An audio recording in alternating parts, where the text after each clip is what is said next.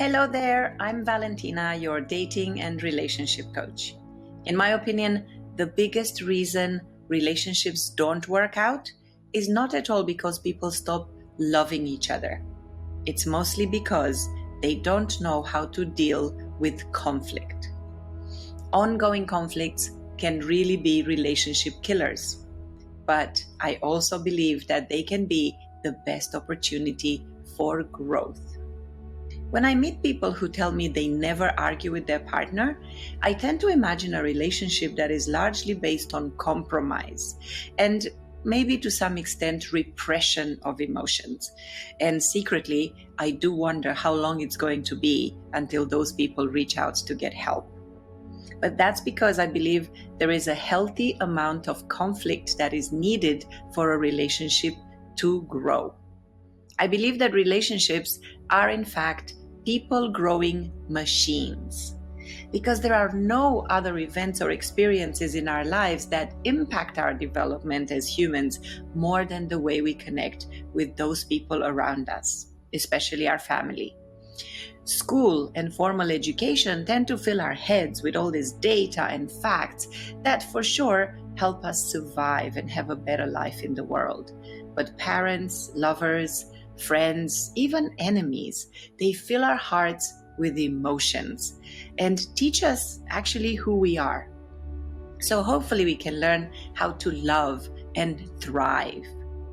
So you may have noticed for yourself that when your relationship is balanced and your needs are met, life is pretty good and you experience peace, happiness, contentment. But often, in even the best relationships, things come up. And then the fun and games begin. But it's the sort of fun and games that are usually neither fun nor frivolous. The whole future of the relationship can be at stake.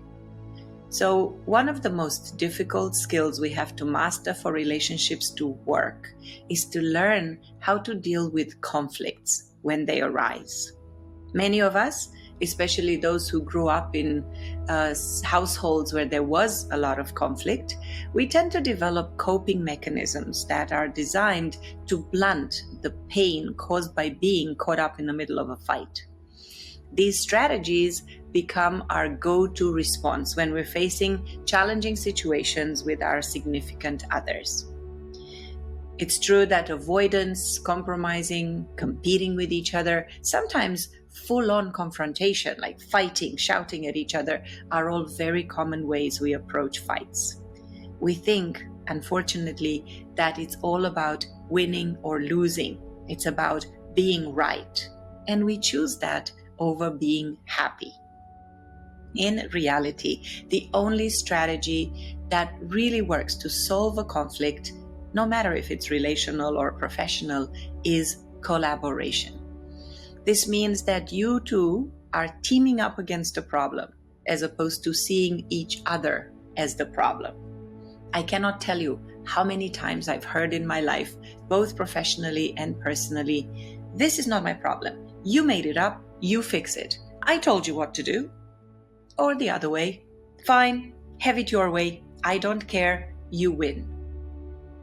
Collaboration, on the other hand, sounds a lot more like this. "Honey, I see that you are struggling with this issue, and I want you to know that you are not alone. We are in this together, so why don't you tell me more about what is happening, what's coming up for you, and let us look for solutions together. I'm sure there is a way out." When you are the person experiencing an issue like this, and you hear your partner telling you those words, something magical happens. You suddenly feel seen, heard, loved beyond measure. You feel that deep sense of connection and belonging that makes the relationship stronger and inspires you to find the best way forward. If you happen to be the supporting partner in that situation, I know it can be tough. It can be very difficult for you to manage your own emotions, to put yourself in your partner's shoes, and to really see things from their point of view. But you know what? That does not matter. What really matters is that you are there. You are open to lending them a hand.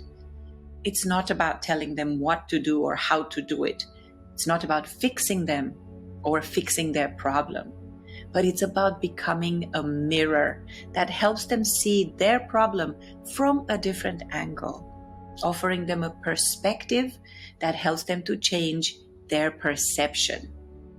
This is when growth and evolution happen, and not just for them personally, but for you both as a couple.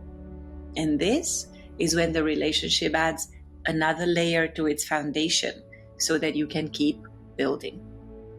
Until, of course, the next issue comes up and needs dealing with. But do you know what the best bit is in all of this? Next time, maybe you are the one experiencing the issue. Maybe you feel that one of your needs is not being met at that moment. And then your partner will know what to do. They will also hold space for you. They will also be your mirror. They will know that this issue is not about them, but this is something that they can help you with. So, in short, to solve ongoing conflicts, we need to get better at identifying our own barriers and being willing to drop our guard. I know that overcoming ingrained defense mechanisms is definitely not easy. They serve the purpose in our life. They probably still do, and they keep us going. But defense mechanisms have a big downside. Each time we choose not to let something affect us, bother us, to cause us anger, pain, disappointment, sadness, by avoiding the conflict or by being willing to compromise, we put up a little wall. It's so subtle and so subconscious that we don't even normally notice. It gives us temporary peace. It lets us function as if nothing happened. Except something did happen. We felt that emotion, we put up the wall, and our partner can feel that disconnection, can feel the wall building up around our heart. Allowing these walls to build and not facing the issue together with our partner means we may be passing up on an amazing opportunity to learn the source of that issue and to explore a new way of being stronger together. An extraordinary relationship can only be built when partners are able to tolerate this kind of discomfort together. They're able to look at issues as opportunities for self-discovery and growth, and to create that safe container for new solutions to be found by working together towards a common goal. Extraordinary relationships happen between partners who are willing to grow together to the next consciousness level and not grow apart from each other because their defensive walls keep getting bigger. So, back to you. If you find yourself in perpetual conflict and you think you've tried everything, as most people think, let's have a call. I may not have the answer to your individual problem, but I sure can help you find your answer.